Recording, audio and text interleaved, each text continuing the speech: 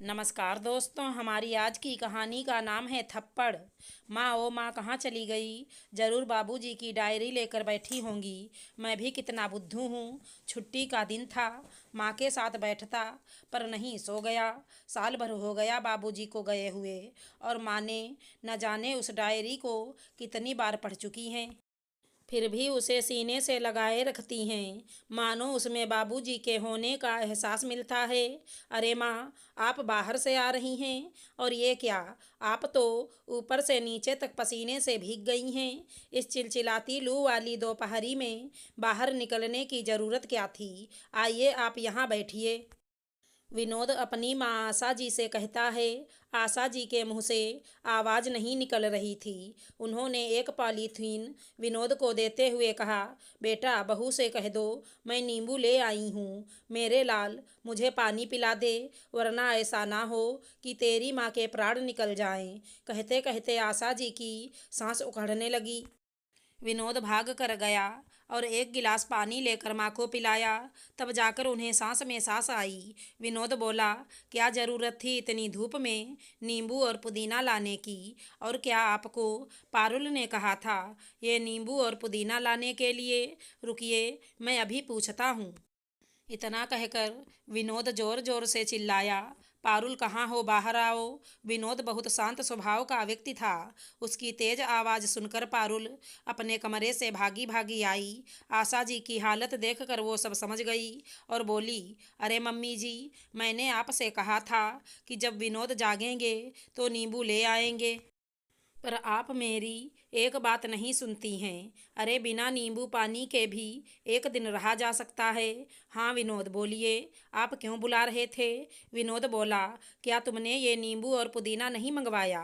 क्या माँ अपनी मर्जी से इस वक्त बाजार गई थी? तभी दूसरे कमरे से पारुल की माँ निर्मला देवी निकली और बोली, अरे दामाद बाबू, घर में एक चींटी भी बीमार पड़ जाए तो उसकी दोषी मेरी बेटी क्यों होती है? आपकी माँ को ही शौक था नींबू पानी पीने का। हमने तो मना भी किया था, पर इन्होंने हमारी एक ना सुनी और चली गईं। इतना कहकर दोनों माँ बेटी इशारों में बात करने लगीं।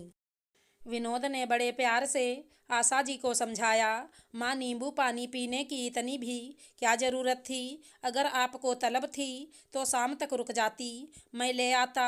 आप भी ना माँ बच्चों की तरह जिद करती हैं। आशा जी आश्चर्य से बहू और समधन की तरफ देखने लगीं और धीमी धीमी आवाज़ों में बेटे को समझाने की नाकामयाब कोशिश करने लगीं। विनोद माँ को सांत्वना देते हुए बोला, ठीक है माँ, मैं समझ गया। आपकी कोई गलती नहीं, बस पारुल माँ के लिए नींबू पानी बना देना और सबके लिए खाना भी लगा दो, फिर माँ थोड़ा आराम करेंगी। इतना कहकर विनोद वहाँ से चला गया। पारुल आशा जी से बोली, क्या मम्मी जी, एक काम आपसे बोली, वो भी आपसे नहीं हुआ। एक तो आधे घंटे में आप 4 नींबू और ये सूखे पुदीने के पत्ते लेकर आई हैं, ऊपर से अपने बेटे के सामने ये जताने लगी कि मैं आपको परेशान करती हूँ। आशा जी कांपते हुए सुर में बोली, पर बहू, तुमने ही तो नींबू और पुदीने के पत्ते मंगवाए थे, फिर विनोद के सामने तुमने झूठ क्यों कहा? निर्मला देवी बोली, समधन जी, बोल तो आप ऐसे रही हैं जैसे नींबू पानी बनेगा तो आप नहीं पिएंगी। एक माँ अपने बच्चों के लिए क्या नहीं करती है, और आप हो कि इतना भी नहीं कर सकती। छी छी। इतना कहकर दोनों माँ बेटी वहाँ से चली गईं। ये एक दिन की बात नहीं थी। जब जब निर्मला देवी बेटी के घर आती, आशा जी का जीना दुर्लभ हो जाता था। 3 दिन बाद निर्मला देवी के पति की तबीयत थोड़ी खराब हुई तो वापस अपने घर चली गईं। आशा जी ने चैन की सांस ली कि कम से कम परेशान करने वाला कोई एक ही होगा।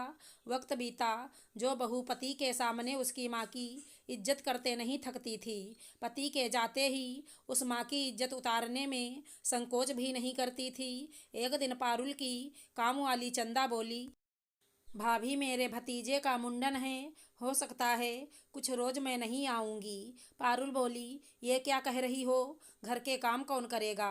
क्या झाड़ू पोछा और बर्तन मैं करूँगी? मेरे नाखून नहीं खराब हो जाएंगे? अरे तुम लोगों के पास खाने के पैसे नहीं होते और मुंडन और त्योहार मनाती हो। दिमाग तो सही जगह पर है। चंदा बोली, भाभी अगर हम त्योहार मनाते हैं तो कौन सा पैसे आपसे मांगते हैं? अरे मेहनत करते हैं तभी तो खाते और त्योहार मनाते हैं। और क्या अमीर लोग ही अपने बच्चों का जन्मदिन और मुंडन कर सकते हैं? हम गरीब लोगों की भावनाएं कोई मायने नहीं रखती। अगर आपको ज़्यादा दिक्कत है तो कोई और काम वाली रख लेना। फालतू की बातें मुझे मत सुनाना। मैं तो कल से नहीं आऊँगी। इतना कहकर चंदा बचे हुए काम करने लगी और पारुल गुस्से में अपने कमरे में चली गई।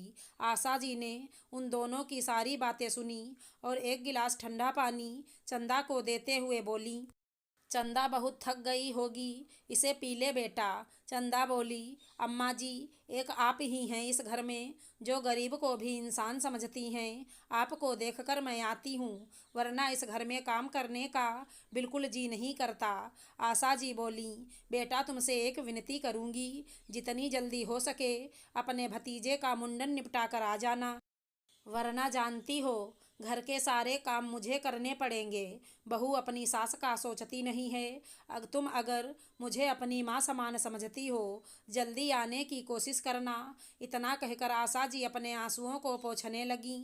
चंदा उन्हें देखकर सोची, हे ईश्वर, क्यों ऐसी जिंदगी देते हो जहाँ पैसे कमाने वाले बच्चे तो होते हैं पर माँ की कद्र करने वाली बहू नहीं होती है। जिसके पास सास नहीं होती है वो सास के लिए रोती है, और जिसके घर में सास है वो उनकी इज्जत नहीं करती। अगले दिन सुबह आशा जी अपने वक्त पर जग गईं। स्नान ध्यान करके भगवान को अगरबत्ती दिखाकर बाहर बरामदे में आकर बैठ गईं। बेटा सुबह जगा और बोला, माँ इतनी जल्दी जग गई? एक तुम हो, एक तुम्हारी बहू है। चलो ठीक है, मैं सैर करके आता हूँ। विनोद के निकलते ही पारुल आई और बोली, मम्मी जी, आप यहाँ बैठी हैं, आपको पता है ना चंदा नहीं आएगी। फटाफट इनके नाश्ते की तैयारी कीजिए, तब तक मैं चिंटू को जगाती हूँ। याद रखिएगा, 3-4 दिन थोड़ी मेहनत करनी पड़ेगी। बैठे बैठे खाकर आपके शरीर पर चर्बी चढ़ गई है तो वो भी सही हो जाएगी। बेचारी आशा जी खाने की तैयारी की। करीब 1-1.5 घंटे बाद पारुल जल्दी जल्दी रसोई में आई और एकाएक बोली, मम्मी जी, बचा हुआ काम मैं कर लूँगी, जाइए आप थोड़ी देर पंखे में बैठिए। आशा जी को आश्चर्य हुआ कि आखिर बहू उन्हें आराम करने को कैसे बोल रही है। जैसे ही वो रसोई से निकलीं, उन्होंने देखा विनोद बाहर से आ रहा था। वो सब समझ गईं कि इसी कारण बहू ने उन्हें रसोई से बाहर भेज दिया। पत्नी को रसोई में काम करते देख विनोद बोला, क्या बात है, आज तो तुम रसोई में लगी हो? पारुल बोली, 4 दिन तक चंदा नहीं आएगी, मेरी तो हालत खराब हो रही है। नाश्ता तैयार कर दी हूँ, आप फटाफट तैयार हो जाइए। और हाँ, मुझे फुर्सत नहीं मिलेगी। ऑफिस जाते समय चिंटू को स्कूल छोड़ते जाइएगा।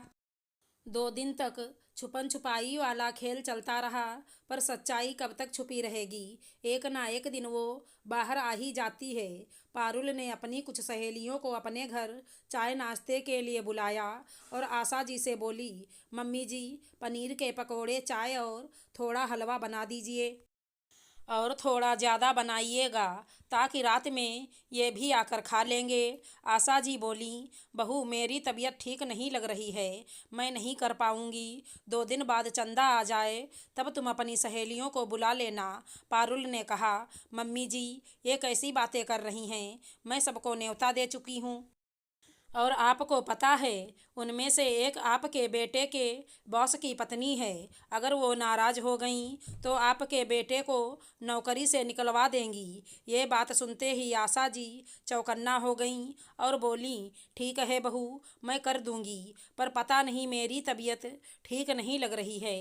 पारुल निर्दयता से बोली, अरे कुछ नहीं होगा आपको, आप काम कीजिए। इतना कहकर वो चली गई। इधर इन सब की खबर पारुल ने अपनी माँ को हंसते हुए दी और उन्हें भी आने का न्योता दे दिया। निर्मला जी बोली, सही किया, करने दे उस बुढ़िया को काम, और देखना अगर वो इसी तरह काम करती रही तो मैं तो कहती हूँ चंदा को काम से निकाल देना। आशा जी काम कर रही थी और बार बार पानी पी रही थी। उनकी तबीयत ठीक नहीं लग रही थी। पारुल की सभी सहेलियां आ गईं। पारुल ने अंदर से ही आवाज़ लगाई, बन गया है तो बाहर ले आओ। बेचारी आशा जी एक एक करके सारा नाश्ता टेबल पर लगाई तो पारुल की एक नई सहेली बोली, अरे पारुल, क्यों इतनी बूढ़ी कामवाली को रखी हो? कोई जवान रख लो जो फुर्ती से काम कर सके। ये बात सुनकर सभी औरतें हंसने लगीं। आशा जी अपनी बहू का मुंह देखने लगीं। पारुल बोली, अरे आजकल अच्छी कामवाली मिलती कहाँ हैं? और ये कैसी बातें कर रही हो? ये कोई कामवाली नहीं, मेरी सास हैं। तो दूसरी हंसकर बोली, तो फिर सास ही बदल लो। इतना कहकर वो सब हंसने लगीं, पर किसी ने ध्यान नहीं दिया कि दरवाजे पर विनोद खड़ा था। अचानक आशा जी हिचकिचाते हुए बोली, बहू, वो विनोद वो। पारुल बोली, मम्मी जी, अपने बेटे का नाम लेकर मुझे डराओ मत। वैसे भी उनके आने का अभी समय नहीं हुआ है। जब तक वे आएंगे तब तक ये सब चली जाएंगी और ये सारे तामझाम मैं समेट दूंगी, उन्हें पता भी नहीं चलेगा। तभी विनोद की आवाज़ आई, पर पारुल, मुझे तो सब पता चल गया, मैं तो सब अपनी आंखों से देख रहा हूँ। अचानक पारुल ने मुड़कर देखा तो दरवाजे पर विनोद लाल आंख लिए खड़ा था। वो बोली, विनोद, आप अचानक से कैसे आ गए? आपने आने की खबर भी नहीं दी। विनोद बोला, वो तो अच्छा हुआ मैं अचानक आ गया, वरना तुम्हारा असली रूप कैसे देखता। सुबह जब मैं दफ्तर जा रहा था तो माँ की तबीयत मुझे ठीक नहीं लगी। यही सोचकर मैंने आधे दिन की छुट्टी ले ली कि तुम अकेली घर पर माँ को कैसे संभालोगी।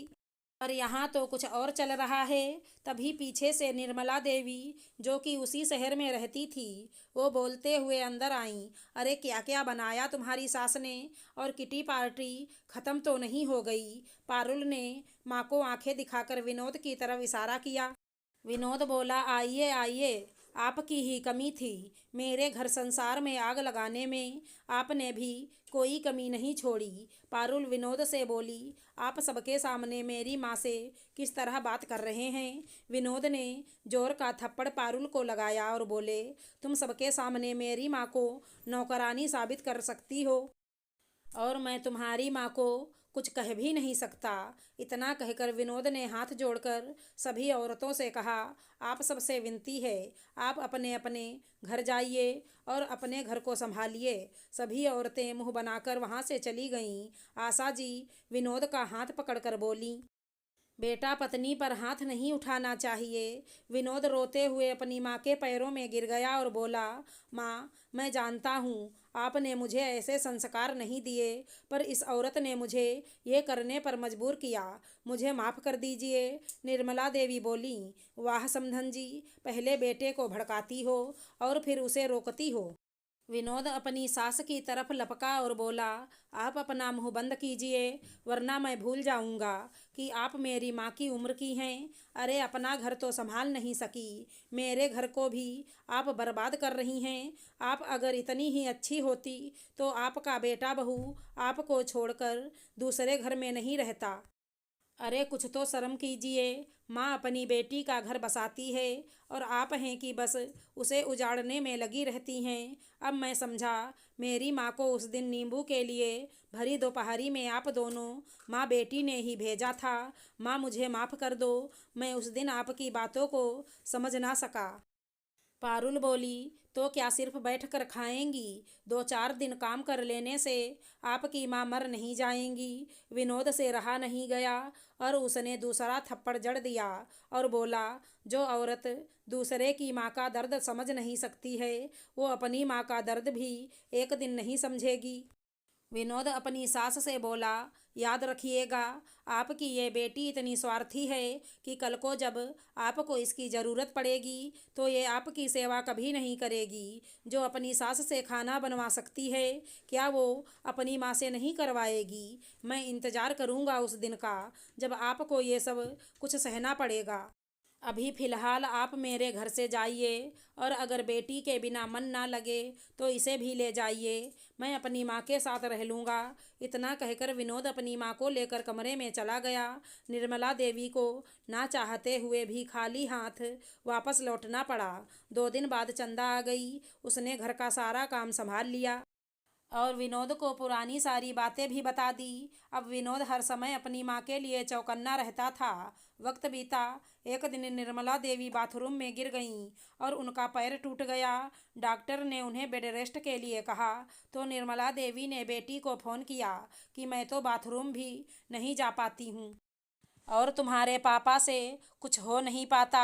बेटा, कुछ रोज के लिए तुम माँ के पास चली आओ। पारुल ने कहा, मम्मी, मैंने आज तक अपने बच्चे की सूसू पोटी साफ नहीं की है। वो मेरी सास करती थी, फिर मैं आपकी कैसे कर सकती हूँ। बेहतर होगा अपनी बहू को बुला लो या किसी कामवाली को रख लो।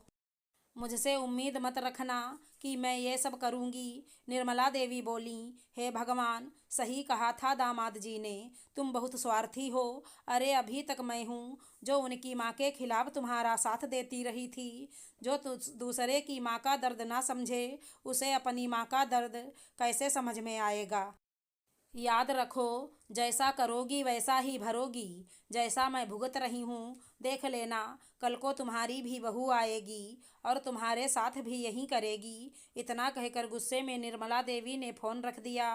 विनोद ने सारी बातें सुन ली और बोला, जो हुआ सो हुआ, पर अगर तुमने मेरी माँ के साथ गलत व्यवहार किया तो मैं तुम्हें तलाक दे दूंगा। और याद रखो, अब तो तुम्हारी माँ भी तुम्हें सहारा नहीं देंगी। शांति से घर में जीना चाहती हो तो अपनी सास का सम्मान करो और अपने बेटे को अच्छे संस्कार दो ताकि ये सब तुम्हारे साथ ना हो सके। वो दिन था और आज का दिन। पारुल ने हिम्मत नहीं की कि आशा जी से ऊंची आवाज़ में बात कर सके। आशा करती हूँ हमारी कहानी अच्छी लगी होगी। धन्यवाद दोस्तों।